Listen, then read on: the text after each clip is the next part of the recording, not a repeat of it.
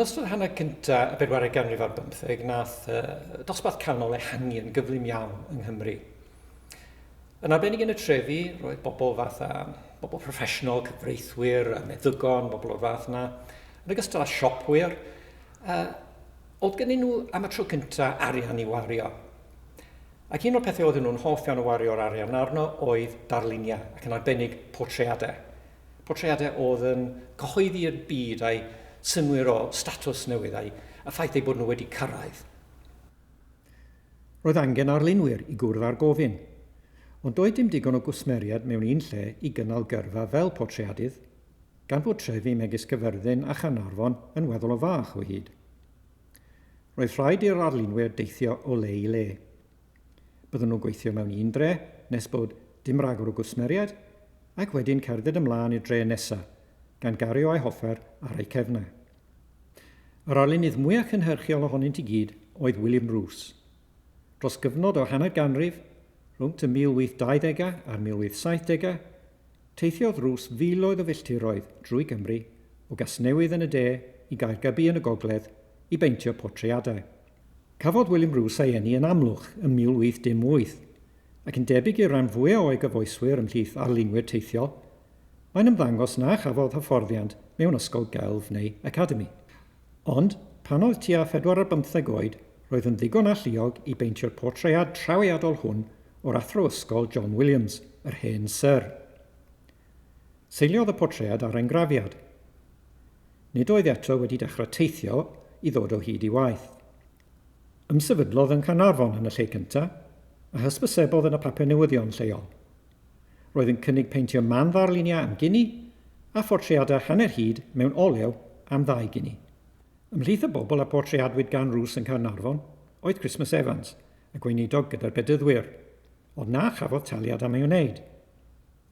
Gan fod Christmas Evans mor enwog drwy Gymru cyfan, credai Roos ei fod yn gallu gwneud arian wrth werthu engrefiadau o'i bortread.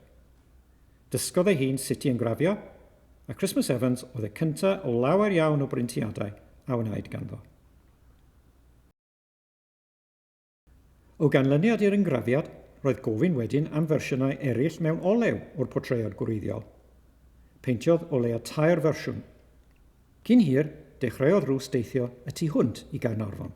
Teithiodd i Ben Llun i beintio bardd Dewi Wyn, yr enghraifft.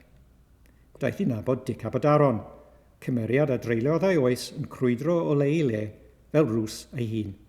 Roedd Dic eisoes yn adnabyddus wrth gwrs am ei allu ieithyddol ryfeddol, a ffeintiodd Roos o leia 3 portread olew ohono, ac 1 fersiwn mewn inc.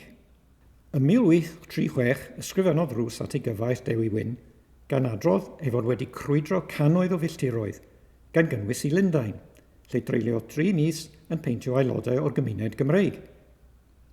Erbyn hyn, roedd wedi astudio darluniau gan artistiad oedd wedi derbyn hyfforddiant mewn academïau ac ysgolion celf. O ganlyniad, daeth newid dros ei arddull. Dros y blynyddoedd, dychwelodd i Llundain sawl tro a ffeintiodd gymeriadau o bwys cenedlaethol.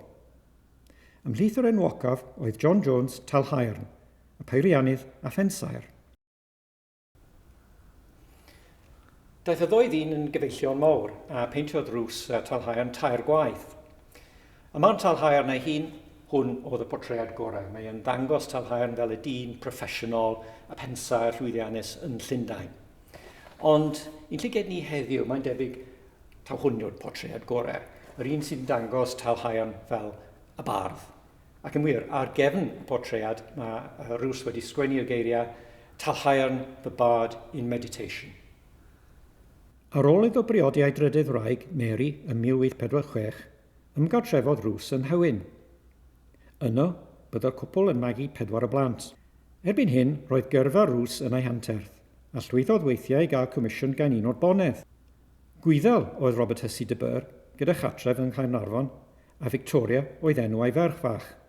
Serch hynny, erbyn hyn, roedd ffotograffaeth yn fwy poblogaidd, a chrybachodd y farchnad am bortreadau olew drwy ail hanner y ganrif. Ymateb Roos i'r sialens oedd arall gyfeirio.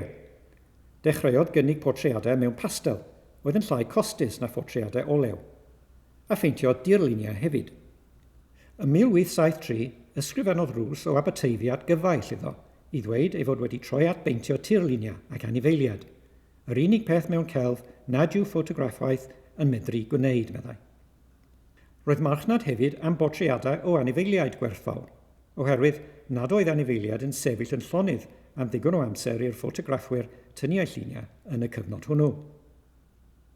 Roedd darluniau o hela yn cynnig incwm hefyd. Ymhlith y portreadau mwyaf ysblenydd a beintwyd erioed gan Roos oedd Robert Luther, bonheddwr o Acton, ychydig o filltiroedd dros y ffin yn Shropshire, gyda'i gŵn hela. Peintiodd Roos darluniau ar destunau hanesyddol megis marwolaeth o Glyndŵr hefyd, mewn ymateb i gystadlaethau ar Eisteddfod Genedlaethol.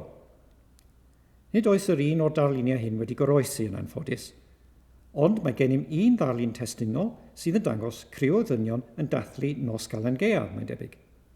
Ond, erbyn y 1870au, roedd comisiynau yn bryn. Cofnodwyd William Roos am y tro olaf yn Croesoswallt, lle roedd yn eistedd yn y fynwent yn lliwio ffotograffau o'r eglwys, ac yn ei gwerthu nhw am swllt neu ddau.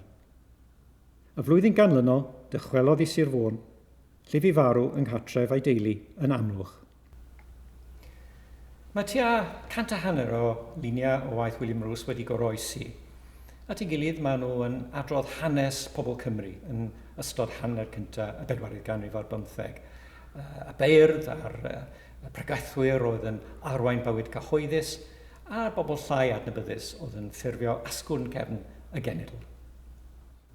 Os ydych chi'n awyddus i wybod mwy am hanes yr arlunydd, mae cyfrol wedi ei chyhoeddi gan Oriel Môn, sydd yn dwyn y teitl William Roos a'r bywyd crwydrol.